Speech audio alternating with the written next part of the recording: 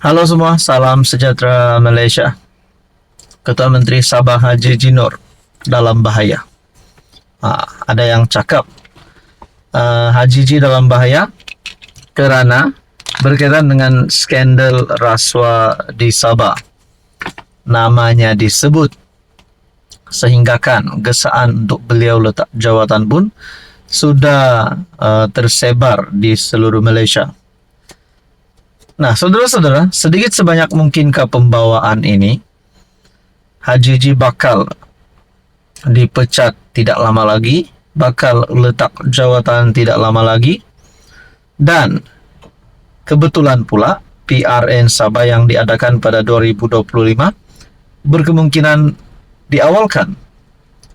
Saudara-saudara, ini satu pengakuan terbaru melalui satu laporan saya lihat daripada Malaysia Kini. Rupanya pengakuan terkini Ketua Menteri Sabah selepas digesa letak jawatan, selepas nama beliau disebut di dalam skandal rasuah. Rupanya Ketua Menteri Sabah Haji Ji enggan tunduk pada peras ugut dan rasuah. Siapa yang ugut Ketua Menteri Sabah? Rakyat Sabah. Mari kita kumpul, kita cuba untuk siasat. Kita cuba untuk korek apa sebenarnya cerita skandal rasuah di Sabah ini. Kenapa Haji Ji enggan tunduk pada peras ugut dan rasuah? Nah, siapa yang ugut Haji Ji? Pemberi maklumat yang mendedahkan dakwaan skandal rasuah di Sabah didakwa mengugut Ketua Menteri Sabah Haji Jinor menurut laporan FMT. Memetik sumber laporan tersebut mendakwa ahli perniagaan berkenaan telah menawarkan rasuah kepada pemimpin GRS itu. Beliau berulang kali menyatakan jika lembaga pengarah Sabah Mineral Management tidak meluluskan lesen prospek untuk syarikatnya, dia akan mengeluarkan kenyataan untuk media untuk menjatuhkan kerajaan. Nah, saudara-saudara, di sini ada satu gerakan untuk menjatuhkan Haji Ji. Walaupun diugut, Haji Ji tetap dengan pendirian.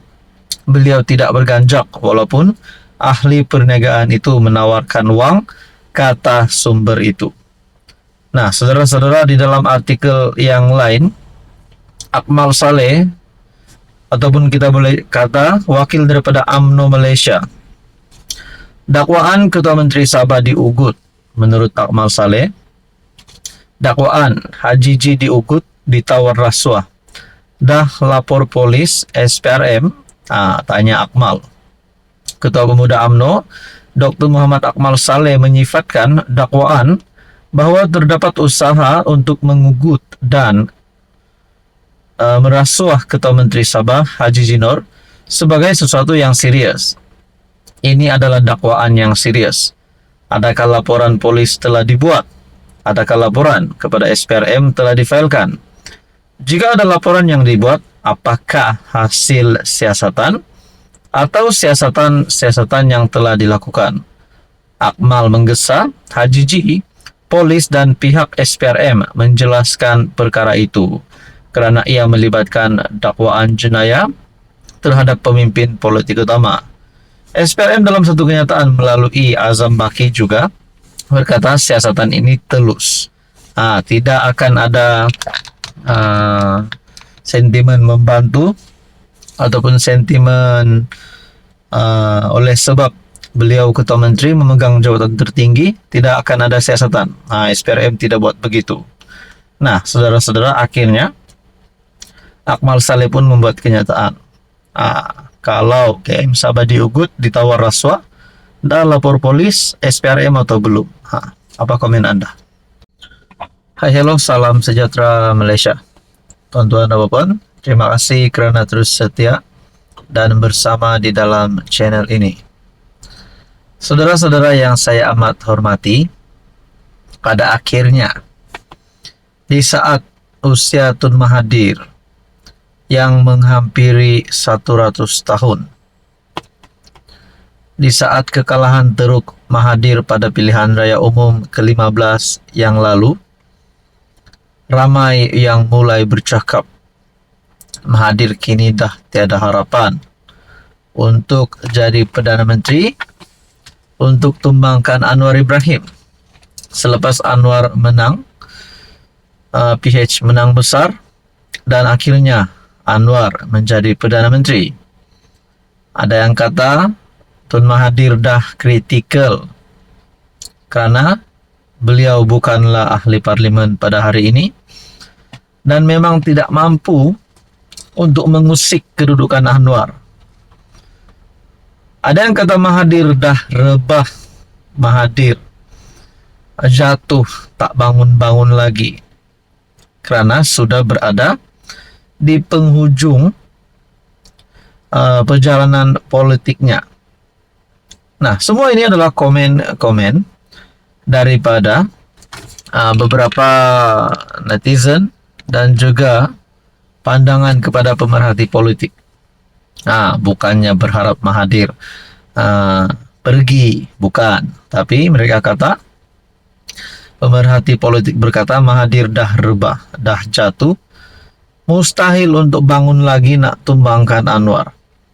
Kita dapat lihat penolakan terhadap Tun Mahathir pada pilihan raya umum ke-15. Nah, satu lagi isu yang serius. Rupanya Tun Mahathir, nama Mahathir, bekas Perdana Menteri 2 kali ini, yang menjadi idola ramai orang, tak dapat dinafikan masih ramai yang menyokong Tun Mahathir. Tiba-tiba nama Tun Mahathir terlibat dengan satu siasatan. Ini bukan siasatan biasa, tapi ini siasatan diraja RCI Batu Putih. Saudara-saudara, adakah Mahathir akan pergi meninggalkan kita dengan nama sebagai penjenayah? Kalau benar dibuktikan beliau ini menjadi penjenayah berkaitan dengan isu ataupun kes ini.